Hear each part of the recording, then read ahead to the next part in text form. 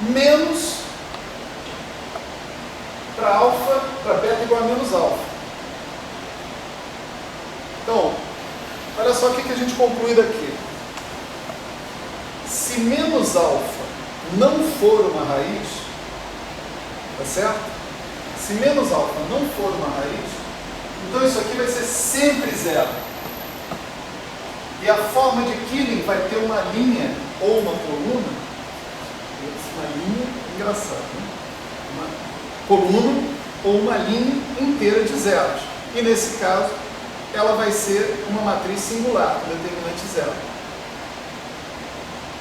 Então a gente chega à conclusão, né, que para que a forma de Killing continue tendo determinante diferente de zero, é preciso que menos alfa seja uma raiz.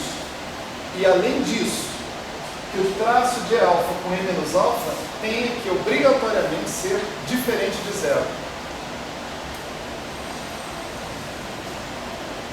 Então, isso aqui é diferente de zero. Menos alfa é raiz. Para preservar a não singularidade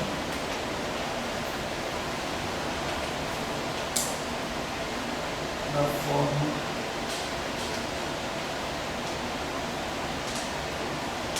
de Killing. Então já aprendemos uma coisa: se alfa é raiz, menos alfa também é raiz.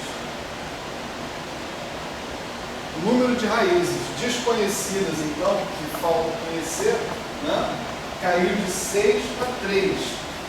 Tá certo? Se você me arrumar 3 raízes, as outras 3 eu já conheço. Tem que ser menos alfa. Tá certo?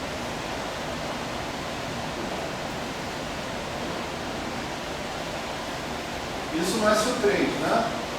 Mas veja, mais um argumento que não depende do fato de eu estar trabalhando com S3. Depende só do fato da forma de Killing ser uma matriz não singular. Mas isso eu posso mostrar para diversas representações de diversos grupos. Né? Não é nosso objetivo aqui estudar isso. Né? Então, acabamos de descobrir que se alfa é raiz, menos alfa também é raiz. De modo que a gente tem, de fato, apenas 3 raízes potencialmente, linearmente independentes. Tá certo? Então, nós vamos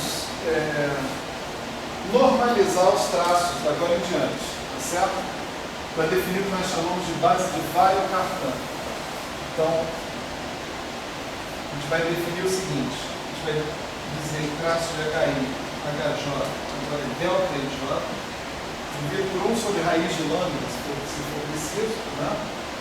O traço de HI e alfa vai ser 0, e o traço de alfa e beta vai ser delta, alfa mais beta, 0. Certo?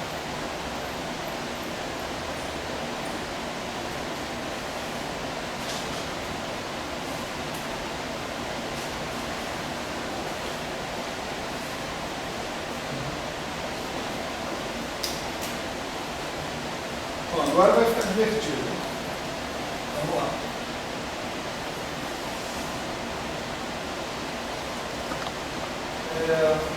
Suponha agora que eu tenho 2 raízes, alfa e beta. Raízes, certo?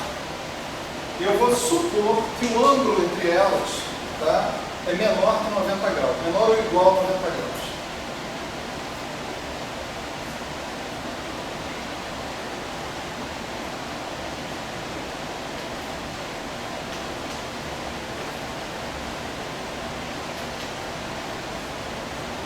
Como eu já sei que menos alfa ou menos beta também vão ser raízes, Suponha que o ângulo entre elas seja maior que 90 graus. Tá certo? Se o ângulo entre alfa e beta for maior que 90 graus, então o ângulo entre, por exemplo, beta e menos alfa é menor que 90 graus. Então o que eu faço é não fazer o que eu vou fazer agora para alfa e sim para menos alfa. Vamos dar um exemplo aqui, né? Vamos supor que eu tenha isso e isso. Alfa está aqui, beta está aqui. Tá certo? Se o beta faz um ângulo maior que 90 graus com alfa, ele faz um ângulo menor que 90 graus com menos alfa. Certo? Então, sem nenhuma perda de generalidade, a gente pode escolher as nossas raízes como fazendo um ângulo menor que 90 graus. E depois eu simplesmente vejo as conclusões que eu quero chegar, trocando alfa por menos alfa. Certo? Bom, então, se alfa e beta são raízes, mas são vetores bidimensionais, eu posso definir um produto escalar. Alfa escalar beta é alfa 1, beta 1, mais alfa 2, beta 2, convencional. Né?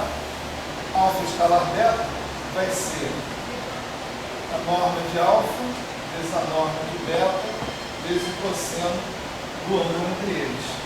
E isso é sempre menor do que a norma de alfa vezes a norma de beta, e claro que o cosseno é sempre menor ou igual que 1. Né? O que eu chamo de norma de alfa aqui é raiz quadrada de alfa 1 ao quadrado mais alfa 2 ao quadrado. Né? É geometria euclidiana bidimensional. Né? Sem maiores problemas. Então, olha só. O que vocês acham então? Opa, faltou um negócio importantíssimo. Nossa, pulei um monte de coisa. Que vergonha.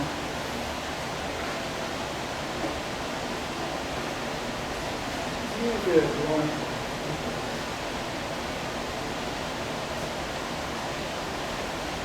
Apaga tudo. Irmão. Porque não é para agora. Cara, pulei 2 páginas assim, do que eu tinha para falar. Está tudo certo, tudo bem. Desculpa. Se não é para agora, desculpa o pessoal que estiver vendo o vídeo também.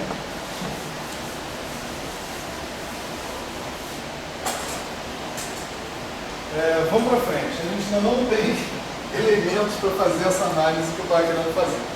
Certo? Agora então, vamos desenvolver esses elementos. Né? Então, 3, então agora é 4. Né? O 4 a gente vai ter o seguinte. Agora suponha que eu calcule o comutador do HI com o comutador de alfa com E beta. Veja que aqui eu calculei o comutador do HI com o produto de alfa com E beta. Aqui eu já estou calculando o comutador do HI com o comutador de alfa com E beta. Tá certo? Mas o comutador de alfa com E beta, ele é E alfa E beta menos E beta e alfa. Certo? E isso que está aqui, né, dá alfa i mais beta i e alfa e beta. Aqui dá alfa i mais beta i, ou melhor, beta i mais alfa i, mas é a mesma coisa, e beta e alfa. Juntando tudo aqui, eu vou obter alfa i mais beta i, comutador de alfa com E beta. Qual a diferença entre isso aqui e aquilo ali? Não? Qual a diferença? A diferença é que E alfa vezes E beta não é alguém, não é uma operação definida dentro da álgebra. Na álgebra, as operações que eu tenho são soma, produto por escalar, por número real, e comutador. Tá certo? A operação comutador pega 2 elementos da álgebra e leva num elemento da álgebra. Mas eu pegar o produto de uma matriz da álgebra e multiplicar por outra matriz da álgebra, eu não sei onde é que eu vou parar. Tá certo? Então, a diferença agora é que eu sei que esse aqui é um objeto que está na álgebra. O comutador de alfa com beta está na álgebra. E olha o que eu acabei de obter. Eu peguei esse objeto, que é um objeto que está na álgebra, fiz o comutador com HI e obtive a mesma equação de autovalores. Alfa I mais beta I vezes um objeto que está na álgebra. Conclusão. Se o alfa I mais beta I for uma raiz, aquele cara, comutador de alfa com E beta, tem que ser um operador escada. Tá certo? Se ele não for, possibilidades. Possibilidade A. Alfa I mais beta I é raiz. Vamos tirar o I aqui, fazer uma soma de vetores. Né? Isso implica que o comutador G alfa com E beta é proporcional a um operador escada associado com essa raiz, alfa mais beta. Tá certo? Constante de proporcionalidade eu não sei. Né? Mas é proporcional a isso. Possibilidade B, alfa mais beta não é raiz. Isso vai implicar que o comutador de alfa com E beta só tem uma opção. Ser zero. Se ele não for zero, eu caio numa contradição em termos. Tá certo? Porque ele é um elemento da álgebra e ele está satisfazendo a equação de autovalores, né? Então não pode. Então tem duas opções. Suponha que você tem alfa e beta, tais que alfa mais beta não é raiz. Então, comutador de alfa com beta é zero. Se alfa mais beta é raiz, então esse comutador é proporcional ao E associado com alfa mais beta. O raciocínio é idêntico ao raciocínio que a gente faz em equação de autovalores não degenerada. Certo? Maravilha.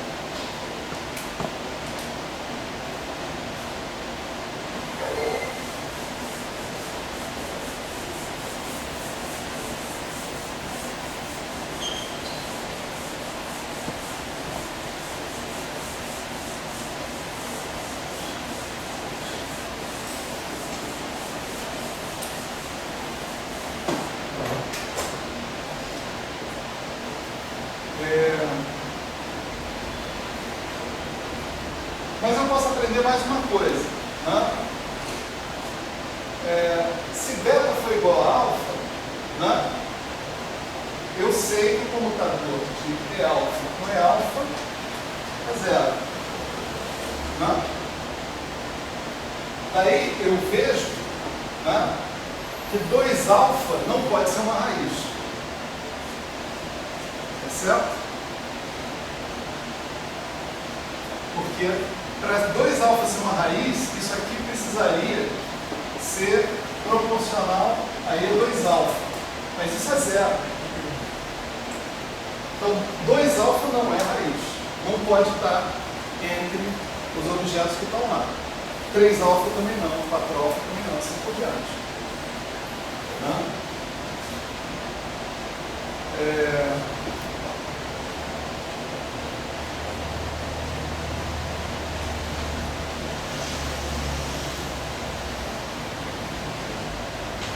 Vamos lá, mais um. Né? Então, eu tinha obtido, né, a partir daqui, se eu particularizar agora o comutador de E alfa com E menos alfa, Só substituir na fórmula que a gente obteve ali, né? Se eu fizer beta igual a menos alfa, isso aqui dá zero, né? Então, E alfa, comutador com E menos alfa, tem que ser um elemento da subálgebra de Cartan. Certo?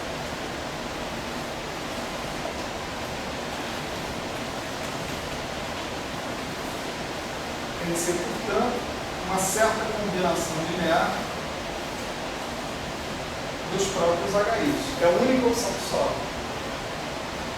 Ele não pode ser nenhum outro gerador, né? Senão você tem que incluir esse outro gerador na subálgebra de Cartan. Tá? Dá para a gente definir quem é esse xi, elemento dessa combinação linear. Isso aqui é o que nós chamamos de produto escalar de x com h também. Isso é uma definição. Certo? X e HI. Então, esse vetor x a gente calcula fazendo isso aqui. Tomando o braço de HJ, comutador de alfa com E menos alfa.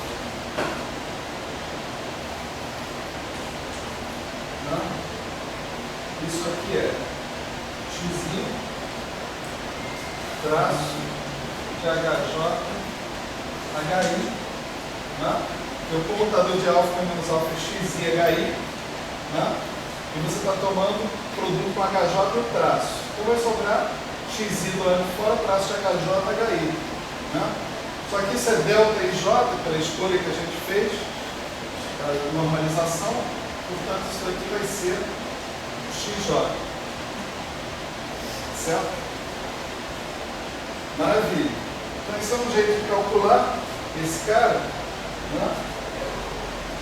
Só que, por outro lado, né, esse traço de HJ é alfa e menos alfa, vai ser novamente o traço de HJ é alfa vezes E menos alfa, menos o traço de HJ é menos alfa vezes E alfa. Tá?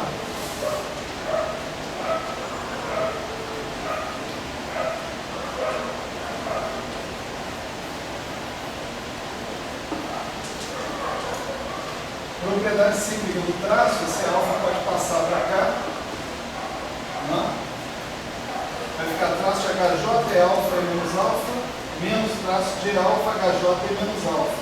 Mas isso é um traço do comutador de HJ com E alfa e menos alfa. E o traço de HJ e alfa é alfa J. Não? E alfa. Certo?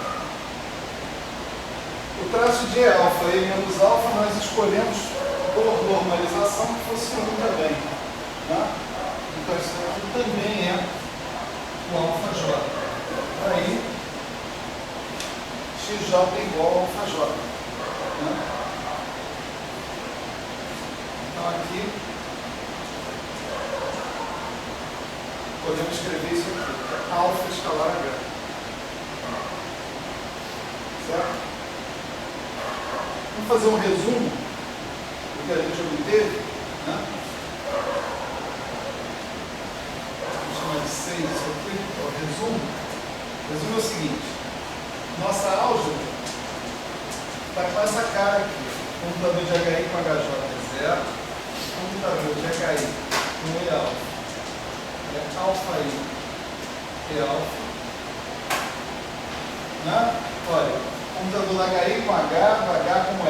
Então, todos os que têm H foram. Agora tem que ver os que têm E apenas. Né? Então, o computador de E alfa com E beta pode dar três coisas. Pode dar C, P alfa mais beta, e C deveria poder ser calculado, se alfa mais beta for raiz. 0 se alfa mais beta não for raiz. Ou alfa escalar H se alfa for igual a menos beta.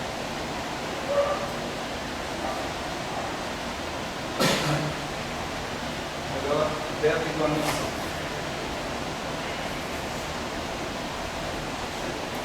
certo? Então essa é a cara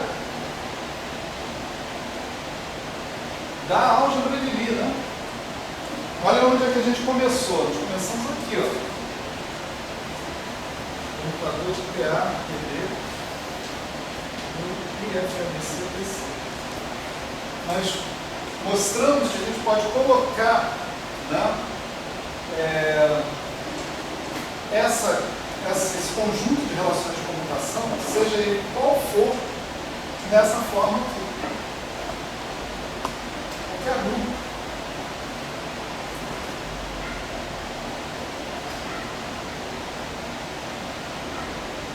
Faltam poucas coisas aqui para você encontrar completamente, né, as suas relações de comutação. Faltam poucas coisas. Essas poucas coisas são as raízes, essencialmente. Se você encontrar as raízes, né, essa constante em cima do E alfa mais beta, você pode escolher, por exemplo, normalização, não tem problema. Então, se você encontrar as raízes, você essencialmente encontrou isso aqui. É só fazer o caminho oposto, o caminho inverso. Tá certo? Acho que alguém me perguntou na primeira aula se eu posso ter informação sobre a álgebra de Lie independente de fazer aquelas relações de comutação, de fato. Né?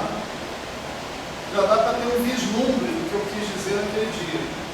O que eu quis dizer que sim, que dava, mas que envolvia técnicas mais avançadas, né, é o seguinte: você tem que conhecer as raízes.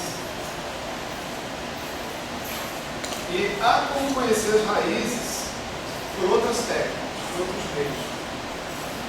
Certo? Claro que você tem que conhecer alguma coisa do grupo, né, para tirar as raízes daí em diante. Né? Mas há uma forma de você associar, se classificar todos os grupos de Lie clássicos, certo? Em termos de diagramas. E desses diagramas você pode reconstruir os diagramas de raízes. E dos diagramas de raízes você reconstrói a álgebra de Lie do grupo todo. Certo? Então você pega um desenho daqueles, um diagrama de Dynkin daqueles, você reconstrói as raízes, e da reconstrução das raízes você reconstrói a álgebra de Lie. E da álgebra de Lie você pode reconstruir a lei de composição do grupo. Você pode saber exatamente de que grupo você está falando, olhando para um daqueles diagramas lá. Vocês não sabem nem vão saber nesse curso. A gente não vai chegar nesse ponto. Certo? Mas a palavra-chave aqui é diagramas de Dynkin. Tá? Dynkin com Y. Duplo Y. Não, um Y. Só o primeiro Y. Bom, são 7 horas. Eu acho que está um bom ponto para parar, a gente fez um resumo aqui. Né? Então, na aula que vem a gente continua com mais propriedades de raízes, tá certo? Talvez a gente já consiga introduzir o conceito de pesos, tá certo? Não sei se